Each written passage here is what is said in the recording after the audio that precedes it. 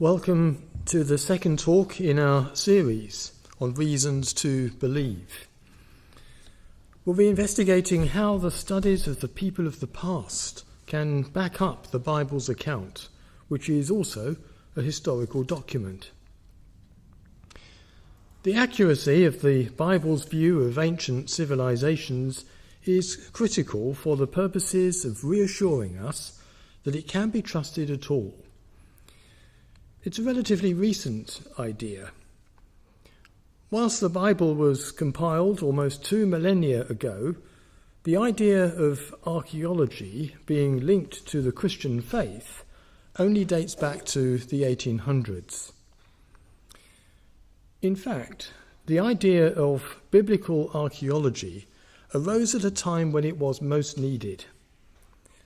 The 19th century saw ever greater challenges arising, where humanity started to publicly doubt the truth of the Old Testament, especially which is linked so closely with the progress of global civilization and the birth of Christ. Fortunately, this era also saw the steady march towards discovery of more and more antiquities and historical sites. And this is true regardless of how we may now shun some of the ideologies involved. For example, taking away treasures from other nations for the benefit of faraway collections. We may be bound to ask whether, unlike conventional archaeology, God has left deliberate traces of the history of his work. A lot of the time, archaeology uncovers traces of normal life which unintentionally provide the picture of how people existed and what they aspired to. In the case of Israel's history and the lead up to what we might call Christianity, though, it is anything but normal life. As we look at the trail of evidence, we see that God's plan goes against human civilization. It was not natural for this path to exist, and it's amazing that it was not erased totally. Where do these traces start, and why? Well, to state the obvious, we haven't yet been able to dig down and find traces of the original moment when the Bible tells us God created the earth. It may be the case that this is best left to physics or genetic science, for example, in finding out who our earliest ancestors really were and how life really was at first. Other areas of science can also give us confidence in the Bible account, not just archaeology. Can we look at other fields, such as geology, studying the natural world rather than excavating the human past? Also, yes. Some of the events recorded in the Bible are cataclysmic and involved immense natural forces, so this may be the most appropriate way to see how the earth was. But for now, let's focus on what we can do with historical records and discoveries to prove the Bible and its understanding of world history are not alone, and that this is not a book of fictional stories, but instead something fact-checked and trustworthy. As the Bible is divided into two parts, the Old and New Testaments, let's have a look at a couple of examples, one from each. In the era of the Old Testament, civilizations across the globe were starting to create more and more detailed records of life, court life, royal life, daily existences, and religious observances. If you walk through a large museum, many of the monuments you find are equivalent to today's documentaries or in-depth news reports, or in some cases, perhaps just tax documents or programs for religious services. One of the most striking cases is Sennacherib's prison. This records a siege against the ancient nation of Israel in strikingly different terms to either a victory or loss. Sennacherib was an ancient king of the Assyrian Empire, by all accounts capable of gathering a vast military force for rather despotic tasks. He rallied 185,000 troops to try and destroy the city of Jerusalem. By contrast, this would be 2 or 3 times the population of one of the larger Channel Islands, such as history shows, and they could host a fairly lively wartime resistance movement. In 701 BC, you might have thought the size of this army alone would cause the defeat of almost any city. Yet although Sennacherib mentions that he shut up Jerusalem like a caged bird, he makes no mention that he took it. The archaeologist James L. Starkey found unsuccessful siege equipment which was used to try to allow the conquest. We know from the other side of the siege that Jerusalem was actively trying to go against this attack with all sorts of tactics, as seen in an inscription in Hezekiah's tunnel in the city.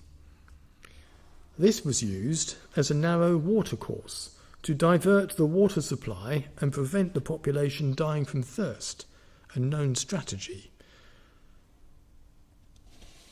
So we read in the 2nd of Kings chapter 20, verse 20, "As for the other events of Hezekiah's reign, all his achievements and how he made the pool and the tunnel by which he brought water into the city, are they not written in the book of the annals of the kings of Judah?" Yet it seems unlikely that they would have been able to repel this force.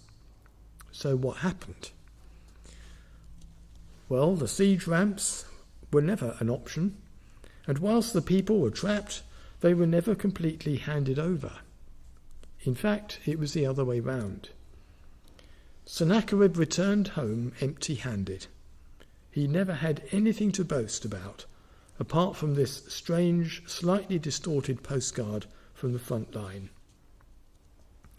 It turns out that partway through his attempts to enter the city walls, his entire army was simply destroyed.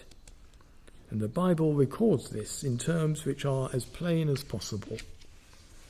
We read how God said, and this is in 2nd of Kings chapter 19, "I will defend this city and save it, for my sake and for the sake of David my servant."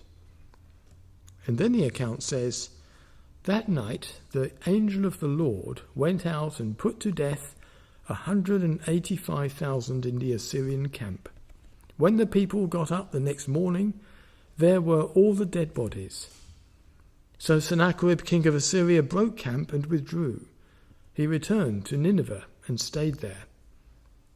One day, while he was worshipping in the temple of his god Nisroch, his sons Adramelech and Sharezer killed him with the sword, and they escaped to the land of Ararat.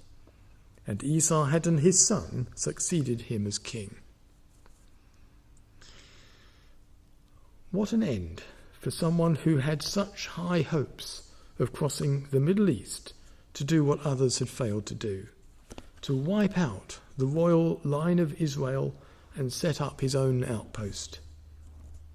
God did not want this to happen on this occasion, and so, quite simply, it was prevented. Why focus on this? It shows that nobody, no matter how powerful, can go against God. It is far better to be on his side and to respect his authority. To be a believer of his word now is to be in an amazing position of long-term security, even if the present day can seem so incredibly bleak. Let's move on slightly to more recent Bible history, to the New Testament. We know from the extensive accounts of Josephus and the census documents of Roman rule in Egypt that the circumstances around the birth and family life of Jesus are verifiable. Whatever you may say about Christ's work and his spiritual significance, it is exceptionally hard to argue that he did not exist. Yet those around Jesus form such a fabric of the overall story, those who prepared for him, waited, evangelized, suffered, or in opposing cases sacrificed him.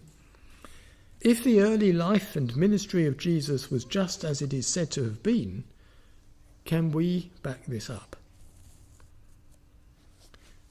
Suppose we looked at the person who might seem most transient, John the Baptist. John's name is well known from the dedications of churches and to anyone who's ever read the Bible's New Testament. But the record shows him to have been a nomadic teacher with no clear reasons to have a physical legacy. Eventually, he was beheaded in sad and demeaning circumstances, and that, it would seem, was that. Yet the people of the surrounding country carried on caring about him for not one but two, but several centuries. By the Byzantine period, we know that he was still being remembered in cave paintings in the same wilderness where he taught and evangelized, as shown by the archaeologist Shimon Gibson. There were also numerous examples of the pools used for the same type of washing, which gave him the name Baptist. In fact, in Qumran, where the Dead Sea Scrolls were discovered, the place is quite literally awash with sites used for baptism. So this man was clearly either the origin of what became an established tradition or a participant in something which started in almost exactly the same way as the Bible describes. It seems at the least John was taking advantage of the presence of the Jordan to provide the ultimate version of this mission. Perhaps the fact that the Bible describes John so visually is the best way to tell that God meant him to be backed up by artworks from those who had passed on his tradition. No matter exactly when he was drawn or painted in these caves, just think how this would have been his legacy, the legacy of one of relatively few people in the New Testament with such a visual, vivid description. Matthew chapter 3, verse 1 reads, "In those days John the Baptist came, preaching in the wilderness of Judea, and saying, 'Repent, for the kingdom of heaven has come near.' This is he who was spoken of through the prophet Isaiah, a voice of one calling in the wilderness, 'Prepare the way for the Lord, make straight paths for him.' John's clothes were made of camel's hair, and he had a leather belt round his waist. His food was locusts and wild honey.